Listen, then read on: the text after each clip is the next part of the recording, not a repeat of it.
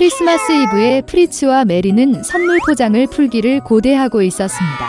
갑자기 문을 두드리는 소리가 났다. 그의 손에 많은 선물을 들고 있는 것은 그들의 삼촌이었다. 아이들은 그를 만나 매우 기뻤습니다. 그런 다음 그들은 선물 포장을 풀기 시작했습니다. 메리는 멋진 인형, 장난감 접시, 아름다운 실크 드레스를 받았습니다.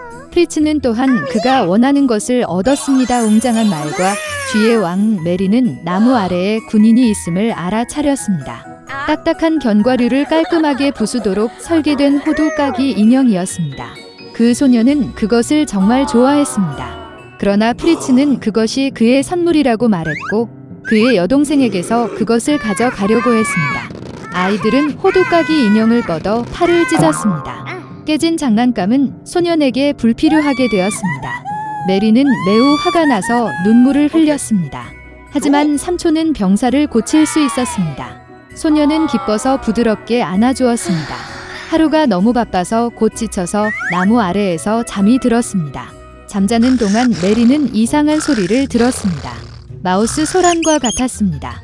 소녀는 눈을 떴다.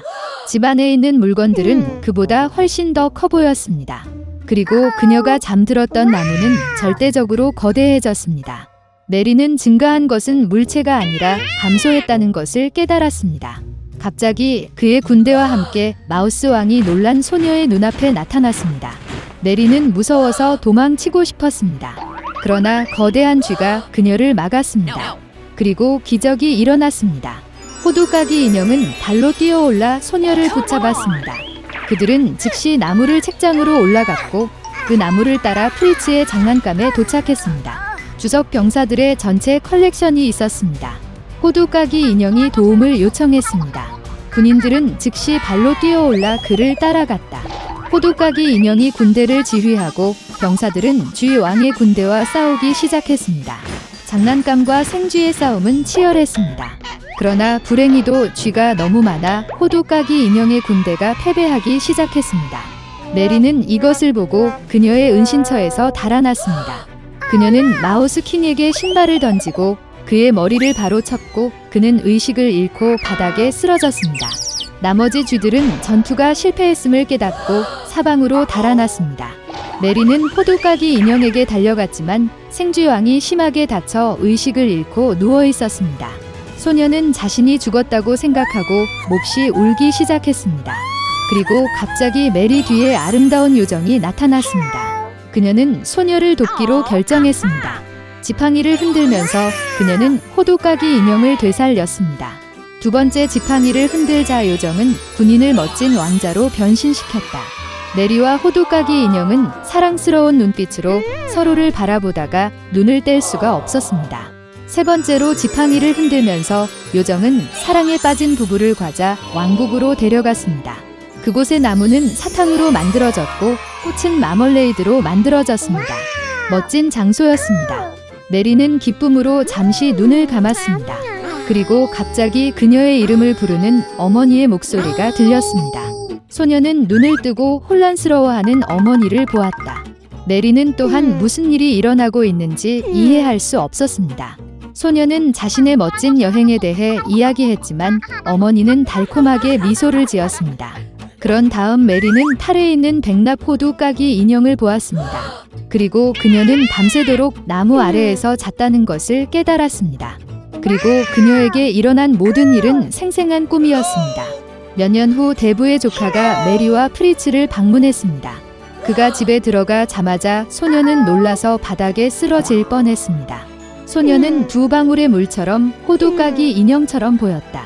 그는 또한 첫눈에 메리를 좋아했습니다. 얼마 후 그들은 결혼하여 마법의 과자 왕국에서보다 더 나쁘지 않게 살았습니다. 한대 도시에는 이웃의 두 명의 가난한 아이들이 살았습니다. 카이와 게르다는 남매처럼 서로를 사랑했습니다. 부모님은 그들이 지붕에서 서로 가서 장미 아래 벤치에 앉아 방문하도록 허용했습니다. 따뜻한 계절에는 이곳에서 다양한 게임을 발명했고 겨울에는 따뜻한 난로 옆에 앉아 할머니가 자주 하시는 놀라운 이야기를 듣는 것을 좋아했습니다. 한 번은 아이들이 그림책을 보고 있을 때 카이는 눈과 마음을 찌르는 것을 느꼈습니다. 이것은 강력한 여인인 눈의 여왕의 거울 파편이었습니다. 그 이후로 소년의 행동은 극적으로 변했습니다. 그는 화를 내고 무례하고 잔인해졌습니다. 어느 날 카이는 터보건에 갔지만 돌아오지 않았습니다. 게르다는 카이의 실종 사실을 알았을 때 오랫동안 울었다. 하지만 그녀는 카이가 살아있다고 확신했기 때문에 그를 찾기로 결정했습니다. 오랫동안 거더는 숲과 들판을 걷다가 꽃에 묻힌 멋진 집을 발견했습니다.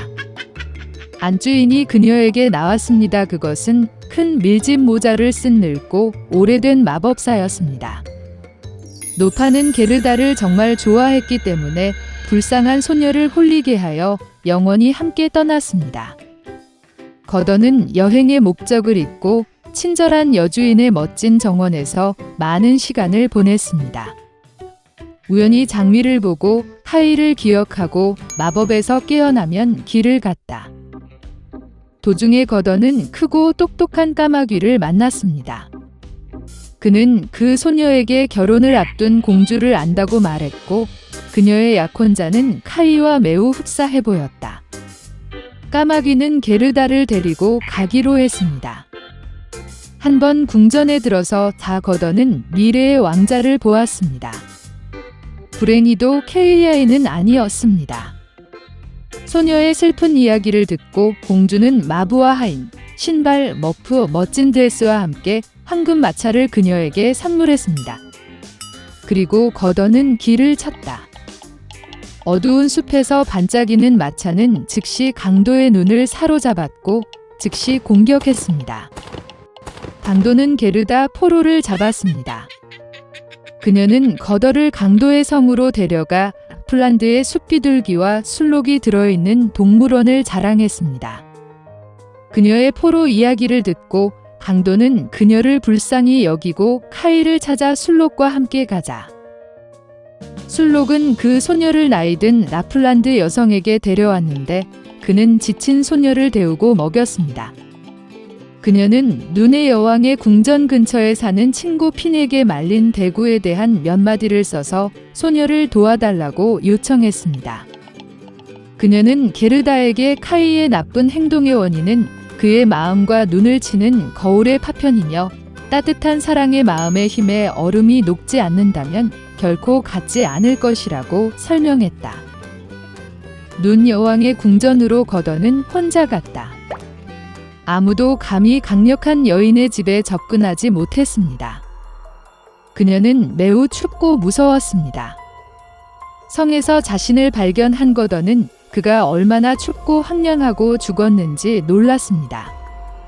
곧 그녀는 완전히 파랗게 변하고 추위에 거의 검게 변한 카이를 발견했습니다.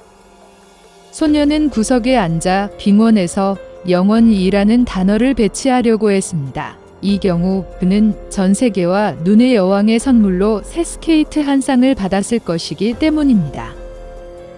게르다는 카이에게 달려가 그를 꽉 안고 울었다.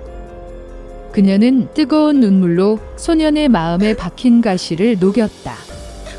집어든 카이도 울기 시작했고 두 번째 조각이 눈물과 함께 그의 눈에서 흘러나왔다. 그들은 서로 만나서 얼마나 기뻤습니까? 그러나 기뻐할 시간이 없었습니다.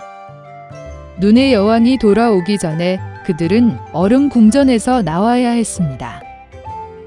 카이와 게르다는 마침내 눈의 여왕의 왕국에서 나왔을 때 그들은 서둘러 집으로 돌아갔다.